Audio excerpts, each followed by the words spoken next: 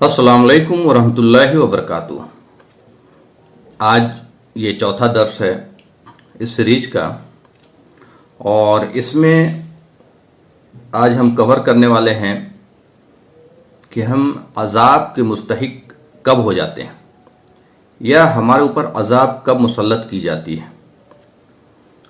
तो ये जानना हमारे लिए बहुत ज़रूरी है। कई बार हम इन चीज़ों को ना जानने की वजह से उसको उतना सीरियस लेते नहीं है जितना लेना चाहिए, जबकि हम ऑलरेडी बहुत सारे उलमा के नज़र में अजाब में ऑलरेडी मुलविस हो चुके हैं।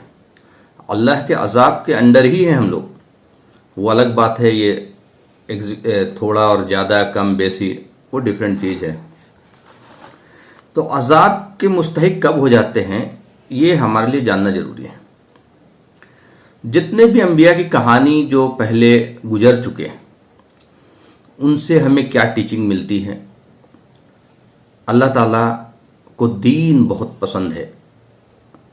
दीन का मतलब होता है लोग अल्लाह की और अल्लाह के रसूल की फर्माबरदारी अख्तियार करें, और इसीलिए समय समय पे वक्त वक्त पे हमेशा अल्लाह ताला ने रसूलों को भेजा, अंबिया को भेजा। कुरान में आता है कि हमने इस ज़मीन पे कोई ऐसा कौम या कोई ऐसा नेशन नहीं छोड़ा जहां अपने रसूल या अपने अंबिया ना भेजे हों, लोगों को वार्न करने के लिए, बताने के लिए, समझाने के लिए कि तुम्हारा रब कौन है, जिंदगी का मकसद क्या है, मरने के बाद क्या होगा। ये बेसिक बातें थी। फिर हमने देखा कि कौम नूह पे अजाब आई, कौम लूत पे अजाब आई, कौम आद, कौम समूद पे अजाब आई। तो ये अजाब के मुस्तहिक कब हो जाते हैं हम? तो जब हम नाफरमान होते हैं, अल्लाह के हुक्मों को जब खोल खोल कर बताया जा चुका है और उसके बावजूद भी हम नहीं मानते हैं, तो हमारे ऊपर अजाब आता है। और ये अल्लाह का भी एक तरीका है, एक सुन्नत है काम करने का, और वो हमेशा से अल्लाह की सुन्नत में कभी तब्दीली नहीं आती। कुरान में आता है बिस्मिल्लाहिर्रहमानिर्रहीम वलन तजिद लिसुन्नतिल्लाहि तब्दीला। अल्लाह की सुन्नत में, अल्लाह के तरीके में, अल्लाह के कानून में आप चेंजेस नहीं पाएंगे। तो जो पहले था और अगर उसको मना नहीं किया गया बाद में, तो वो हमारे ऊपर भी एज इट इज लागू है। तो कुरान की ये आयत है सूरह सजदा की 32 नंबर की सूरह है, 21 नंबर की आयत है। अऊज़ु बिल्लाहि मिनश शैतानिर रजीम, बिस्मिल्लाहिर्रहमानिर रहीम। वलनुज़िक़न्नहुम मिनल अज़ाबिल अदना दूनल अज़ाबिल अकबरी लअल्लहुम यरजिऊन। और हम तुम्हें जरूर, इंडीड मतलब जोर देकर कहा जा रहा है कि जरूर चखाते रहेंगे अजाब, छोटे छोटे अजाब, उस बड़े हौलनाक अजाब से जो क़यामत का अजाब होगा, जो दोज़ख का अजाब होगा। क़यामत का जो हौलनाकी होगा उससे पहले, और जो दोज़ख का अजाब होगा उससे पहले, ताकि तुम लौट आओ, लअल्लहुम यरजिऊन। ये है असल बेसिक फिलॉसफी कि अजाब क्यों आता है। लौट आओ से क्या मुराद? किसको हम लौट आना बोलते हैं? एक बच्चा अगर स्कूल गया तो स्कूल से लौटने को, घर आने को लौटना बोलेंगे। एक इंसान अगर दूर दराज सफ़र में चला गया, चाहे अमेरिका चला जाए, लंदन चला जाए, फिर उसको लौटना बोलेंगे। तो यहां पे लौटना मुराद है कि हम दीन से दूर जा चुके हैं। दीन से दूर जाने का मुराद है कि अल्लाह का हुक्म को हम पामाल कर रहे हैं, अल्लाह के हुक्मों को हम नहीं मान रहे। इसके दो वजह हो सकते हैं। एक तो हम सही सही या तो जानते नहीं कि कौन कौन से हुक्म हमारे ऊपर एप्लीकेबल है, और अगर हम जानते हैं और उसके बावजूद भी इग्नोर कर रहे हैं तो और खतरनाक है। तो जानने के लिए जरूरी है कि अल्लाह के हुक्म जो है कि कुरान पढ़ें कि कौन से हुक्म है। क्या सिर्फ नमाज, रोज़ा, हज, ज़कात यही हुक्म है या उससे आगे भी हुक्म है? तो हर हुक्म को जानना हमारे लिए फर्ज है। और एक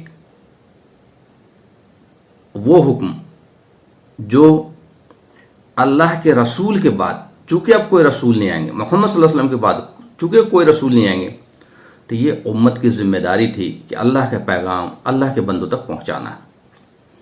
इस हुक्म को भी हमने पामाल किया। अल्लाह ताला का हुक्म है कि झूठ मत बोलो, धोखा मत दो, चोरी मत करो, जिना मत करो, शराब मत पियो, जुआ मत खेलो, कम मत तौलो, कम मत नापो।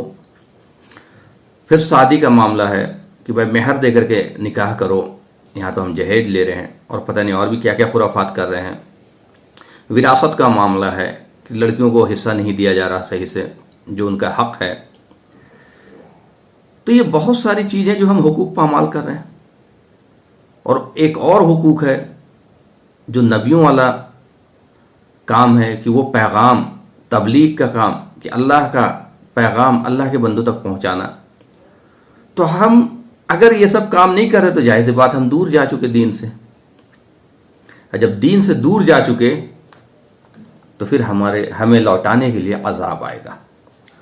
और यही इस आयत में है, लअल्लहुम यरजिऊन, ताकि तुम लौट आओ। ये अजाब हमारे लिए एक वार्निंग भी है, और अगर फिर भी हम रिपीट करते रहें तो अजाब बढ़ता जाएगा, अजाब की शक्ल चेंज होती जाएगी। और अजाब में ऑलरेडी हम लोग हैं, तो इसलिए हमारे लिए ज़रूरी है कि हम समझें कि भाई हम अजाब के मुस्तहिक क्यों हुए। एक तो ये है कि भाई हमें लौटाने के लिए किया जाता है। अब दूसरा इसमें एक अहम बात है कि भाई अजाब की स्पेसिफिक जो कंडीशन है, स्पेसिफिक कंडीशन क्या है कि भाई कब अजाब, जैसा हमने अभी बताया आपको कि कौम आद, कौम समूद, कौम लूत। तो ये सूरा जो है 26 नंबर की सूरा, उसमें 208 209 नंबर की आयत है। उसमें अल्लाह ताला कहते हैं, बिस्मिल्लाहिर्रहमानिर्रहीम, वमा अहलकना मिन कर्यतिन इल्ला लहा मुनज़िरून ज़िक्रा वमा कुन्ना ज़ालिमीन। मैं नहीं हिलाक करता किसी बस्ती को, इल्ला लहा मुनज़िरून, जब तक वहां कोई डराने वाला ना चला जाए। ये बहुत अहम बात है, ये बहुत अहम नुक्ता है कि भाई वार्नर अल्लाह ताला ने नबियों को भेजा इसीलिए कि भाई उनके बीच में नबी भेजे गए और उन्होंने बताया, उन्होंने समझा दिया, खोल खोल करके बातें बता दी कि तुम्हारा रब कौन है। जैसे कुरान में रब का डेफिनेशन आया, बिस्मिल्लाहिर्रहमानिर्रहीम, कुल हुवल्लाहु अहद, कहिए वो मालिक एक है, दो नहीं है, अनेक नहीं है, आहद है, उसके जैसा ही कोई नहीं है। अल्लाहु समद, वो बेनियाज है, आत्मनिर्भर है,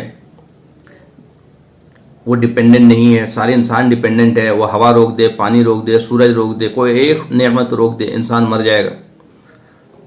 लम यलिद वलम यूलद, न वो किसी से जना गया है, न उससे कोई जना जाता है, तो न वो इंसानी स्वरूप है। भाई इंसान जने जाते हैं और उससे कोई जना जाता है, तो उससे न कोई जना गया है न उससे कोई जना जाता है, वो अजन्मा है, वो जीवन और मृत्यु से परे है। वलम यकुल लहु कुफुवन अहद, उसके जैसा ही कोई नहीं है, वो बियॉन्ड इमेजिनेशन है, बियॉन्ड परसेप्शन है, बियॉन्ड कंप्रहेंशन है, परिकल्पना से ही बाहर है। न उसे नींद आती है, न ऊँघ आती है, अलही वो जिंदा है। कहीं ऐसा ना हो हम इंसान की तरह समझ लें कि वो सो गया या उसे ऊँघ आ रही है, और वो कोई डेड ऑब्जेक्ट भी नहीं है, वो जिंदा है, वो देखता भी है, वो सुनता भी है। तो ऐसे मालिक की तस्वुर, ऐसे मालिक की सजदा, ऐसे मालिक की फर्माबरदारी इख्तियार करने को कहा गया, और क्या करना है क्या नहीं करना है, डू एंड डोंट्स बताए गए। तो ये हुज्जत कायम की जाती थी उम्मत पे, और उम्मत जो लोग ईमान लाते थे उसमें से अल्लाह ताला उनको फिर बचाता था, जो लोग ईमान नहीं लाते थे अल्लाह ताला ने हलाक कर दिया। और उनकी खंडरें आज तक मौजूद हैं। कुरान में आता है, क्या तुम देखते नहीं, क्या तुम दुनिया में घूमते नहीं, कौम आद का क्या हाल हुआ, कौम समूद का क्या हाल हुआ, कौम लूत का क्या हाल हुआ, कौम नूह का क्या हाल हुआ। तो ये हुज्जत हमारे ऊपर भी कायम होता है, हमारे ऊपर इन द सेंस कि हमें भी बहुत सारी चीज़ें बता दी गई और फिर हम उसे इग्नोर करते हैं, फिर हम उन बातों को नहीं मानते हैं, तो फिर हम भी अजाब के मुस्तहिक हो जाते हैं, फिर हमारे ऊपर भी अजाब आएगा। تو یہ ہے ریزن.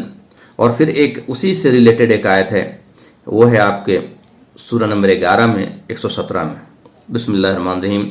وما کان ربک لیہلک القری بظلم واہلھا مصلحون. تمہارا رب یوں ہی کسی بستی کو ہلاک نہیں کر دیتا، ورنہ یہ ظلم ہوگا اگر وہاں کے رہنے والے لوگ مصلحون ہو. ایک ہوتا صالح اور ایک ہوتا مصلحون. صالحین مطلب نیک عمل کرنے والے، مصلحون کہتے ہیں کہ اصلاح کرنے والے، تلقین کرنے والے، امر بالمعروف و نہی عن المنکر کرنے والے، لوگوں کو بھلائی کی طرف بلانے والے، منکرات سے روکنے والے. تو اگر لوگ یہ کام کرتے ہیں تو اللہ ان پر بھی عذاب نہیں لاتا. تو کیا ہم اپنے آس پاس، اپنے رشتہ داروں میں، اپنے فیملی میں بہت ساری برائیاں ہیں، کیا ہم ان کو روکنے کی کوشش کرتے ہیں؟ تو دیکھیے، بولنا ہمارا کام ہے. ہم کسی کو زبردستی نہیں کروا سکتے کچھ بھی، نہ اپنی بیوی سے، نہ اپنے بچوں سے، لیکن نہ اپنے رشتہ داروں سے، نہ پڑوسیوں سے. لیکن ہم بولیں، بولنے کا اثر ہوتا ہے. آج ہوگا، کل ہوگا، ہوگا اثر. تو کوئی بھی چیز ہے، اگر کوئی نماز نہیں پڑھتا تو نماز کی تلقین کریں. گھر میں نماز نہیں پڑھتے تو نماز کی تلقین کریں. کوئی اور برے کام ہو رہے ہیں تو اس کی تلقین کریں. آپ آنکھ بند کر کے نہیں بیٹھے اپنے گھر میں کہ بھائی گھر کے اندر جو برائی ہو رہا ہے بس ہونے دو اور دیکھتا رہیں. تو اگر یہ کیفیت پیدا ہو گئی امت میں تو پھر ہم عذاب کو مستحق ہو جائیں گے. آج ہمارے اندر یہ کیفیت ہے، کسی کو روکو نہیں، کسی کو ٹوکو نہیں، کسی کو بولو نہیں. وہ برا مان جائیں گے تو رشتہ دار برا مان جائیں گے، تو اپنے لوگ برا مان جائیں گے. ہم اس وجہ سے نہیں بولتے. بھائی بولنا ہے احسن طریقے سے. دیکھیے، دو چیز ہوتا ہے.